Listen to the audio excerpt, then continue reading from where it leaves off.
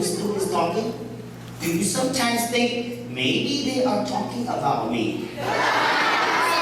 Mrs. Peterson, if you think that, we are talking about you, huh?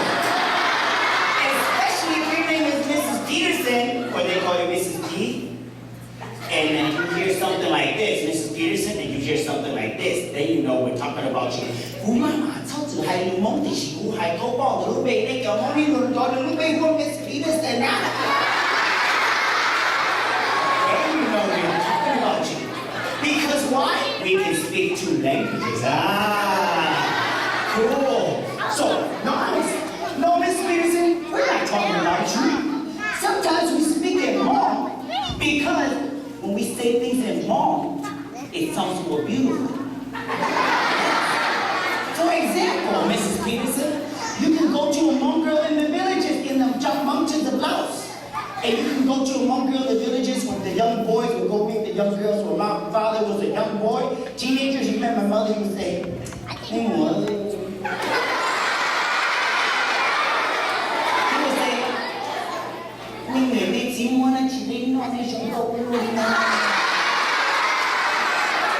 you know, Mrs. Peterson, my mother would be a young girl in the mountains in the village during the New Year and she's tossing the ball, you know.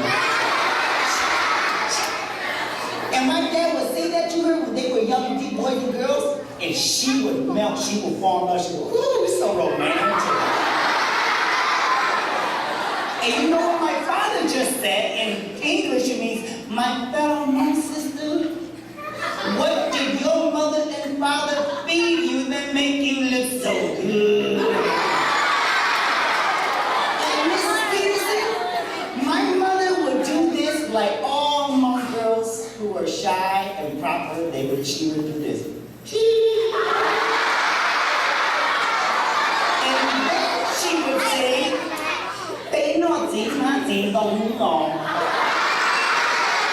which means we just eat the fruits and the berries off the trees. But today, Mrs. Peterson, the young teenage Hmong girls, they don't understand the beauty of the language. So today, the Hmong girls are like, they don't talk about they have to do that.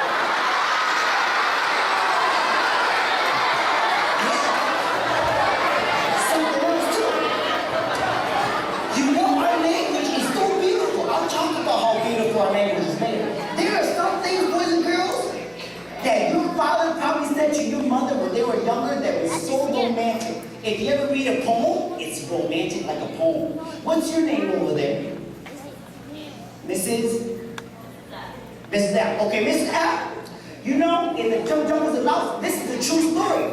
I went to Laos with my cousins, and they met these girls in the mountains, Mrs. F.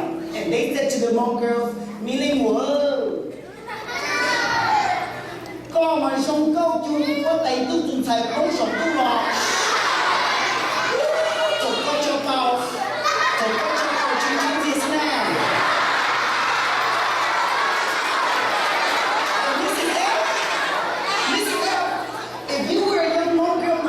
all dressed up, and when a guy said to you, oh, she would melt. You would melt. You said, that is so romantic. It's so sweet. And what the Hmong brother just said, you are so beautiful, my sister, like the daughter who just fell from the heavens, that when you fart, it must smell good.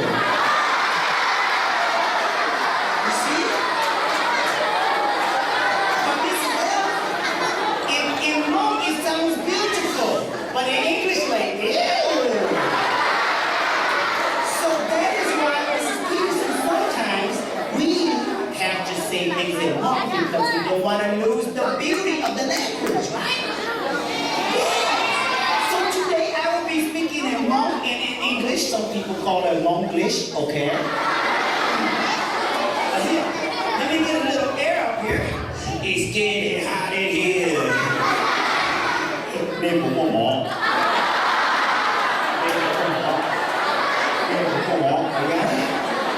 See, in Hmong, it says no more. Okay, so let me tell you guys, I was born in Laos, in a little village called Pake. You guys heard your mom and dad tell you stories? And I didn't know where I was born, but I would ask my mom later on that I was born in the country of Laos. and Pake. And then when I was a little boy, we came to this country. Many of you have heard your mom and dad tell stories about leaving the war, right? How many of you have heard your mom and dad tell stories about crossing the Mekong River, coming to America? Okay, so when I first came to this country, my first day at school, my mother said, okay,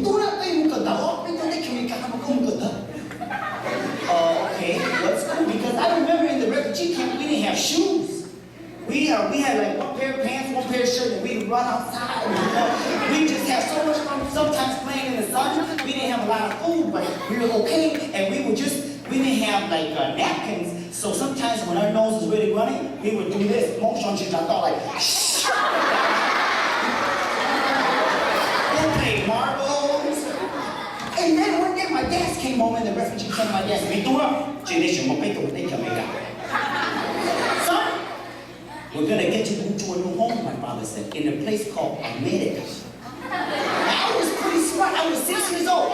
So I turned to my dad and said, see, take America, yachina. I said, Dad, what's America? I didn't know what he was talking about. He said, no, take America,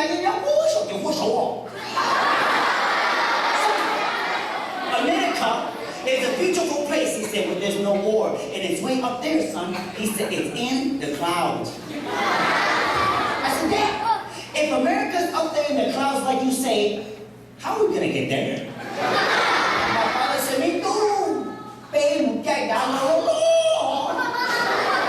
We get into a big, huge metal bird. That's what we call airplane. He said, son, we're getting down.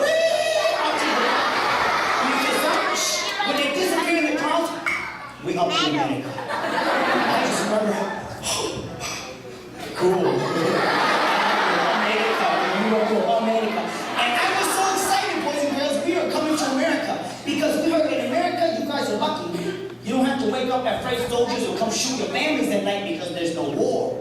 We heard that kids in America have good clothes to wear, good food to eat. You get to go to school, laugh, and play together. I just remember thinking, oh, baby, they come, America, oh, America. It's up in the home. It's up in the clouds in the sky. I believe I can. And we lived there for 4 years, then we came to America. Now, I forgot to tell you guys, I have 6, many of you have big families. Well, I have a big family too. 6 brothers and 4 sisters. Yeah. And check this out. I'm going to tell you the names of my brothers and sisters. Your teachers might get a kick out of this too. Here are our names from the oldest sister to the youngest brother. Maisi, Moa, Shua, A, Mi, Yang, Molai, Tou Ger, Miley, Carter, and Jeffrey.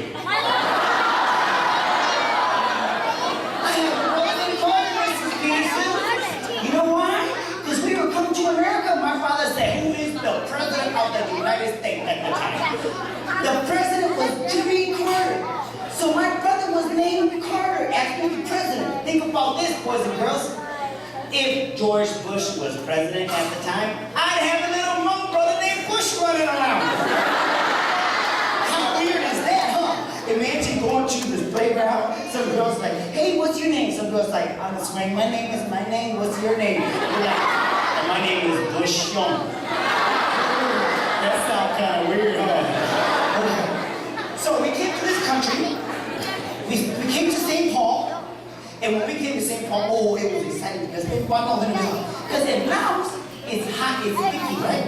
And if kids behave themselves in the refugee camp, it's a hot day, always hot. And you know, mom and dad will give you generic ice cream.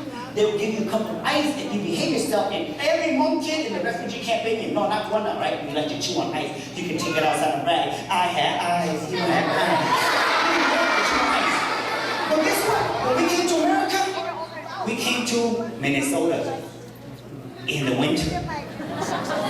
Ooh, so when that car will open up and take a throat, shh.